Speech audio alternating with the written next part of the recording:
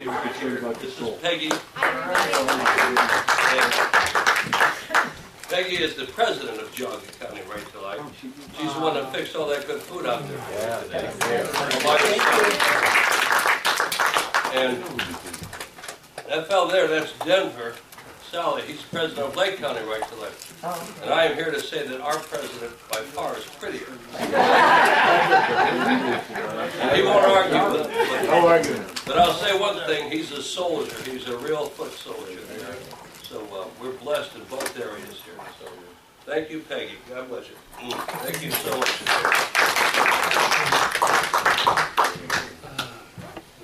All right. You know, we saw the first half. We're going to see the second half. But before we do that, I'd like to have Matt Lynch come up here, because it's not doing us any good to know what's happening unless we know what to do about it. And Matt is going to tell you, we got a plan. So, oh, yeah?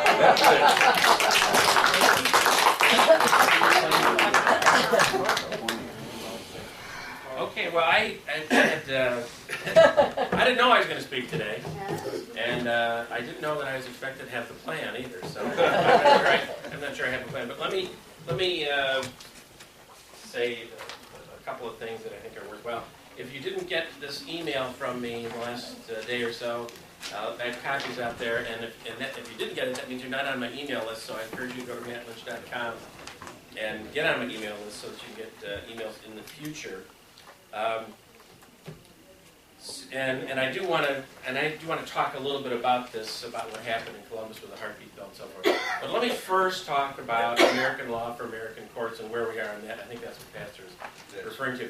As most of you know, last late in the spring, we introduced a bill in the Ohio House to implement what's already been passed in, I think, 9 states now across the country, American law for American courts, which would it would require or prohibit any judge from using foreign law in American courts, at least in the state of Ohio. So that would mean that any opportunities to use Sharia law would be out the window, and it would prevent this growing attitude that somehow we in America have to become like what the French have done, which is accept a subculture in our society which contradicts our constitutional rights. Right? So, you know, and particularly when it comes to women's rights and children's rights, this is a very, very important issue. So, American law for American courts would have done that. We proposed late in the session, so we did have some hearings, but we didn't get it out of the committee for a floor vote. But as recently as yesterday, Representative Ron Young, who's a state representative out of Lake County, is meeting with Dan Ramada, and I'm sure Dan will talk about this tomorrow, in order to reintroduce that bill in the next couple of weeks. So we'll have it early in the session. They've already asked me to come down to Columbus to testify and to hopefully get that pushed through the legislature and become law in the state of Ohio. It would be a tremendous thing for Ohio. It's not going to be easy, though. Even in the hearings that we had pushback from religious leaders.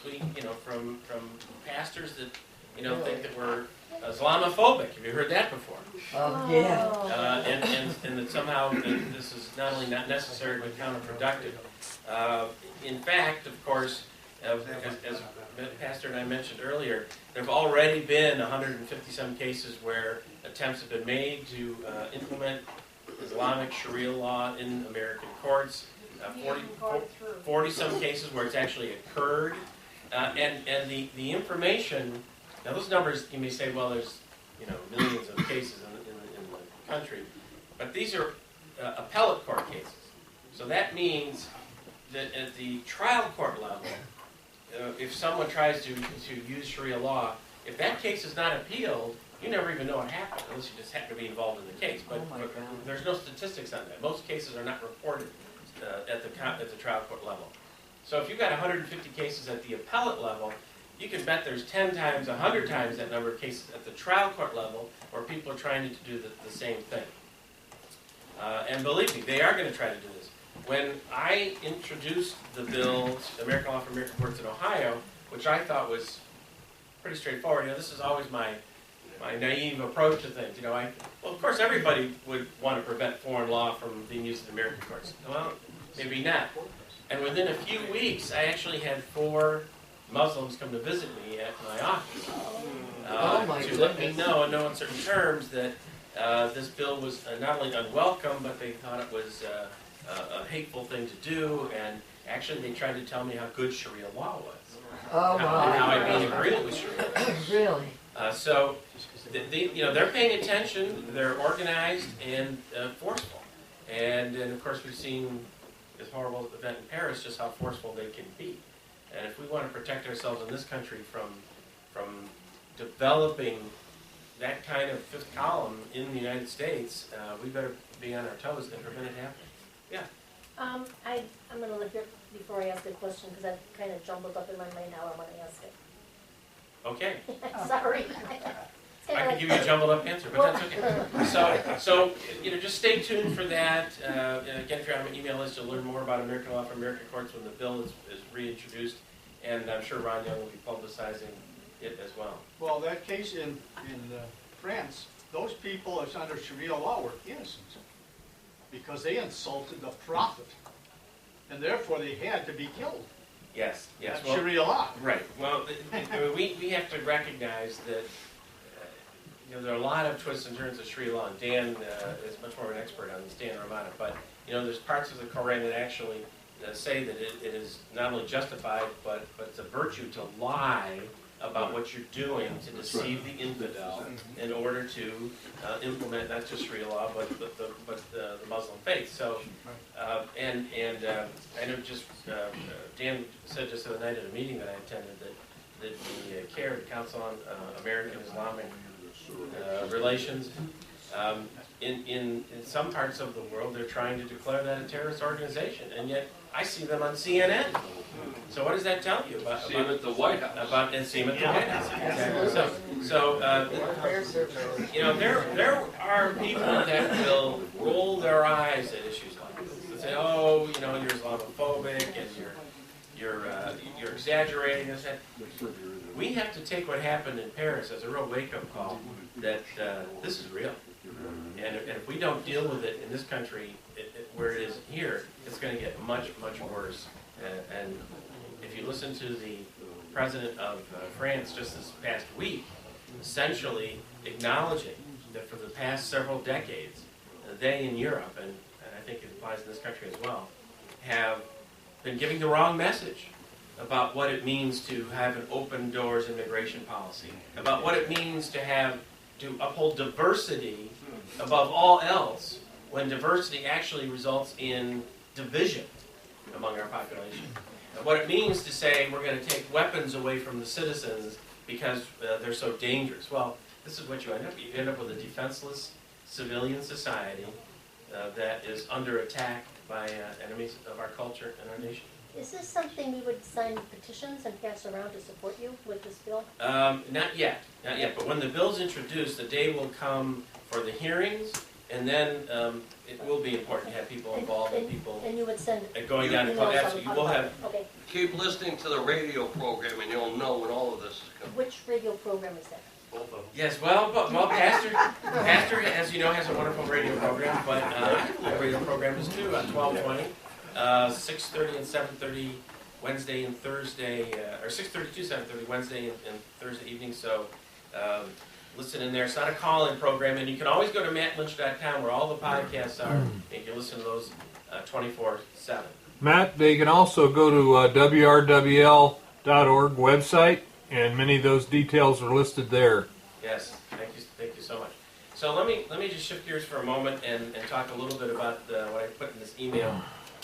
And I have to tell you that I really struggled over this message. This is entitled "How the GOP Killed the Heartbeat Bill and Stopped the Repeal of the Common Core."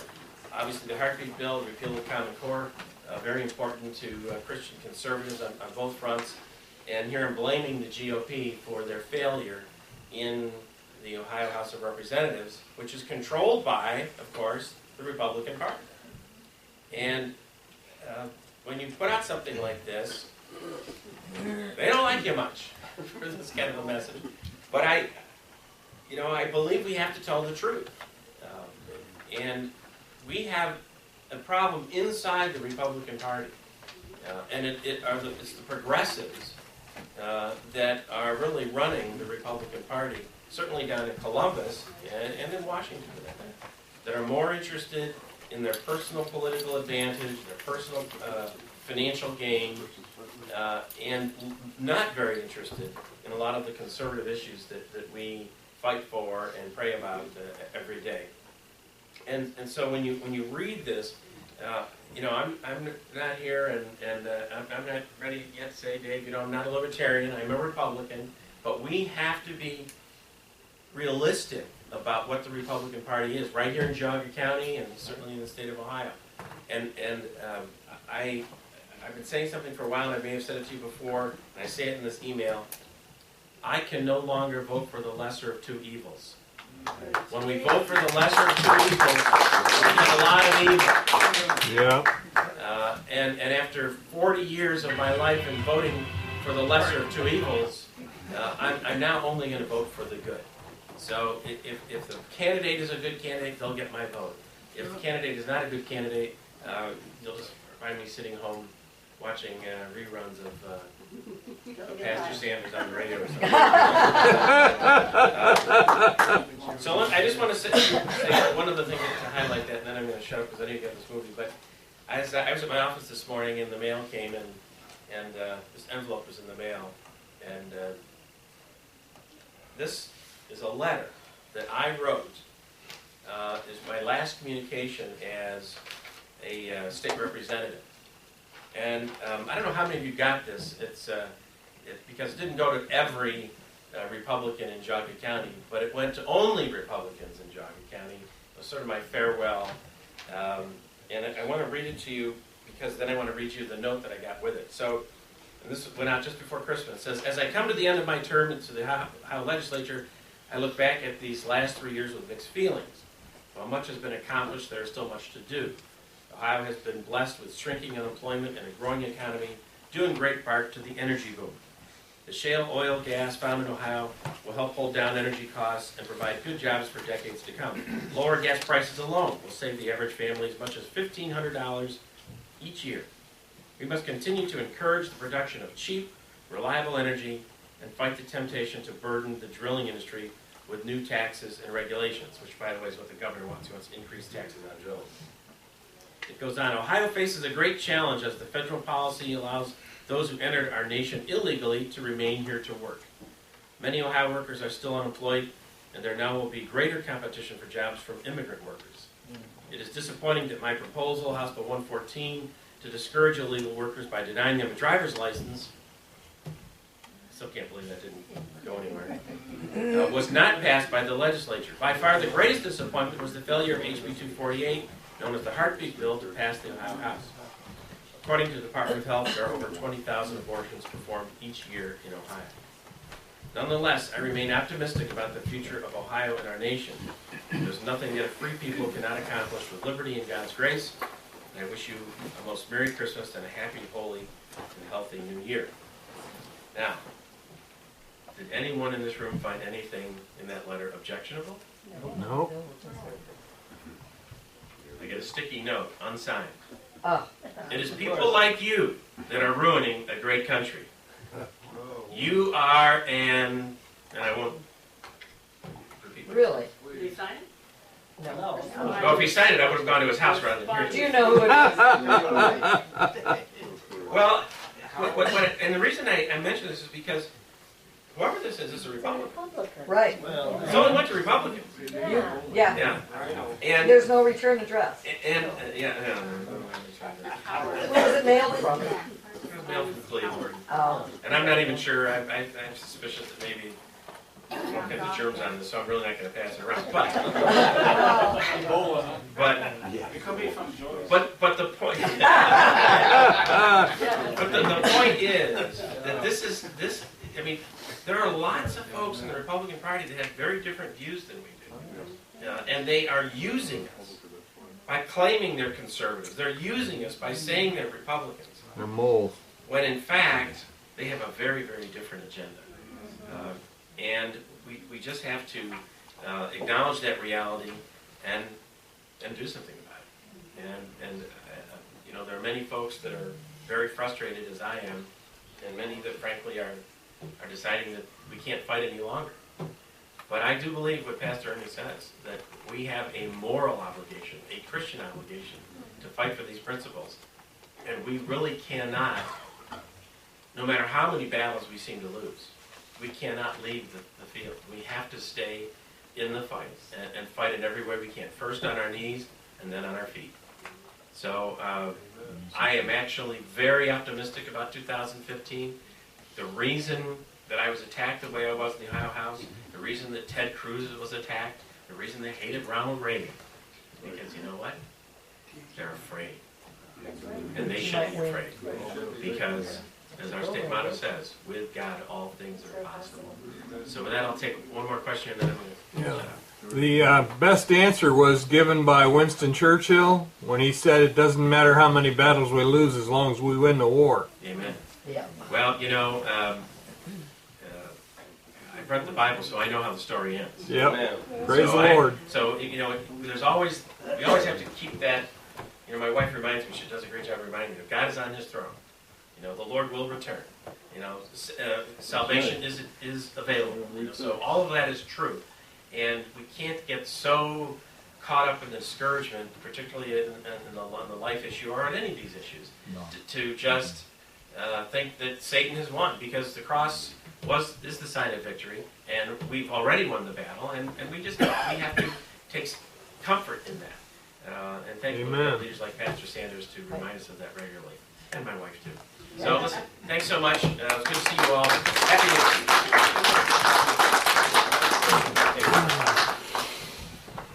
Well, what Matt says is true.